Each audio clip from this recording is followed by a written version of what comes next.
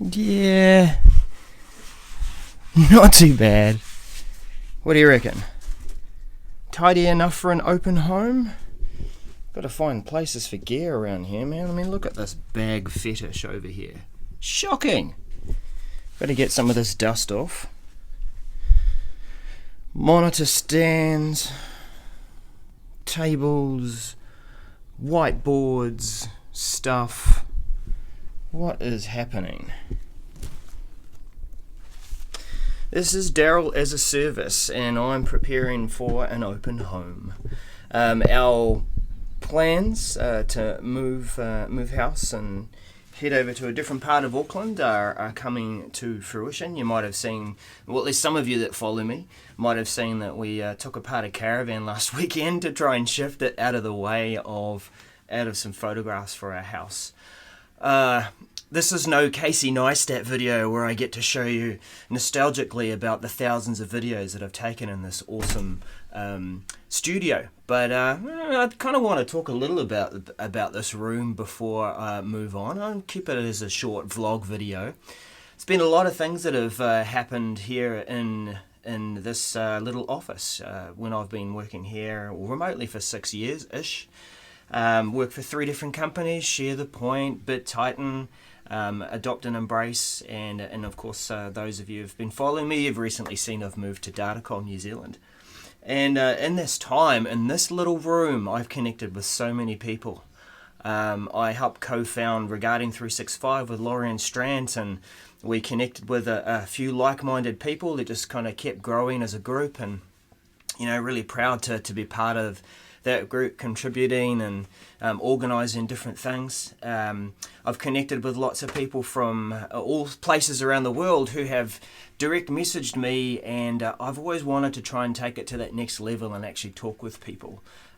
Here over in New Zealand, there's let's just say that we're out on the edge of the world. We are Middle Earth, and it's not easy to be engaged and connect with people unless you do make use of the technology. And this is what has helped me to get to where I am today, is that mentality that just connect with people, learn, talk, jump onto meetings, form communities, get engaged, use the tools that are available. And it's happened here in this little room.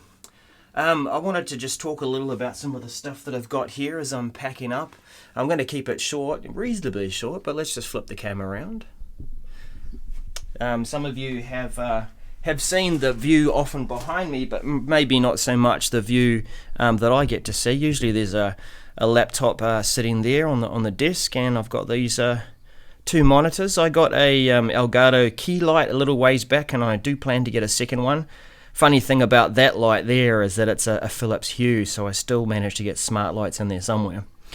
But this little room is particularly in summer, as we're going into summer. I've spent a few years now where this window and the afternoon, man, this means that this room is cooking. So, it is an extension of a conservatory, a wall that we built here, and here we go. We've got that room.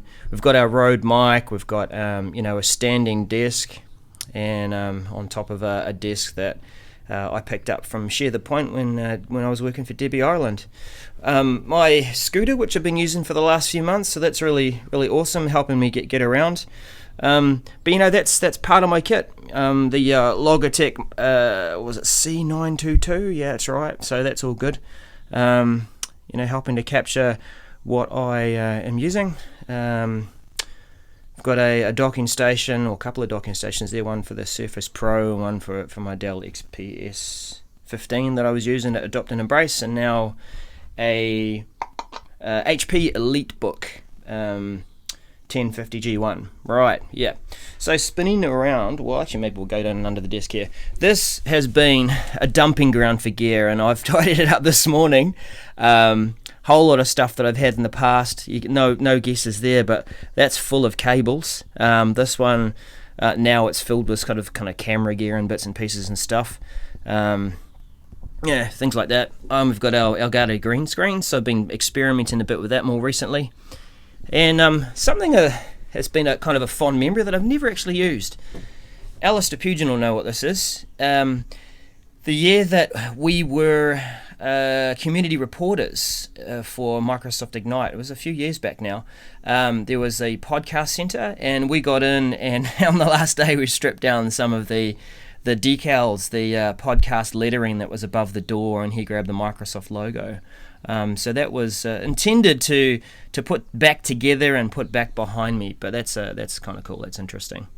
Tons of cables, tons of stuff, tons of things. Oh, we've got stickers, right? So yeah, if you want to get in touch, feel free. We are definitely giving out the ones there for the 365 Message Center with Daniel Glenn. And that's, the other thing too, that Daniel Glenn and I have done, I think, over 2 years worth of shows now, and they've all been from this room. So, I'm excited about what's going to be coming next, what's in store for dressing up another room for an office. What am I going to do with this glass whiteboard? How am I going to mount that, and what am I going to do with it? Where am I going to put it in the room?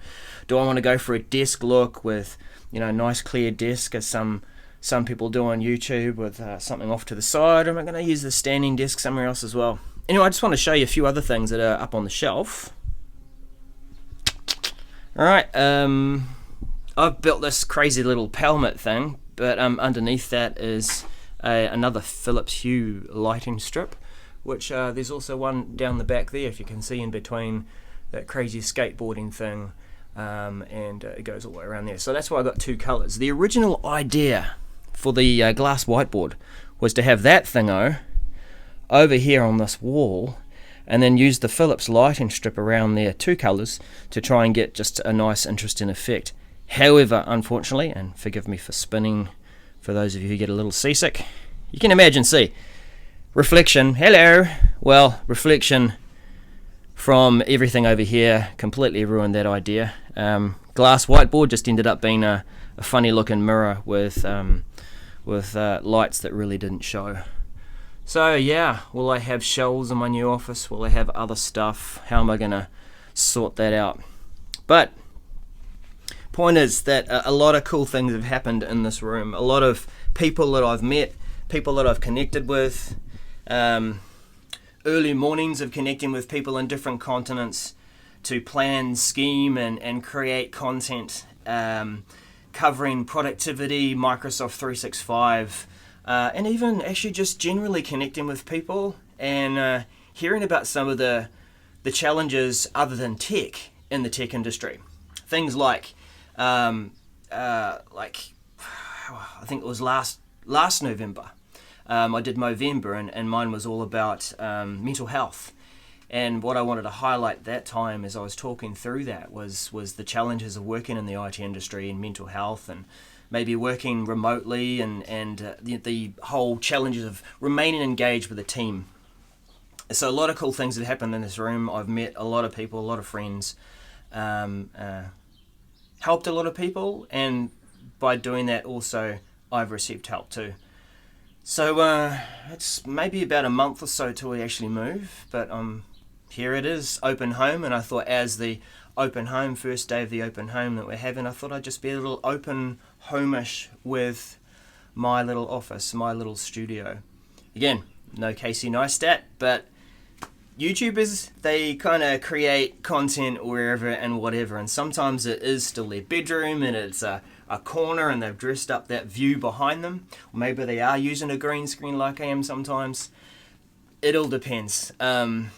But yeah, it's been fun. I'm going to take that fun somewhere else soon. So yeah, hopefully you'll join me on this ride. I still mix it up a bit with the platforms that I use, but ultimately I am putting my content out there on YouTube because it's discoverable, and people still seem to be engaging in it. So goodbye to this little office, open home, and thanks for tuning in. See you again.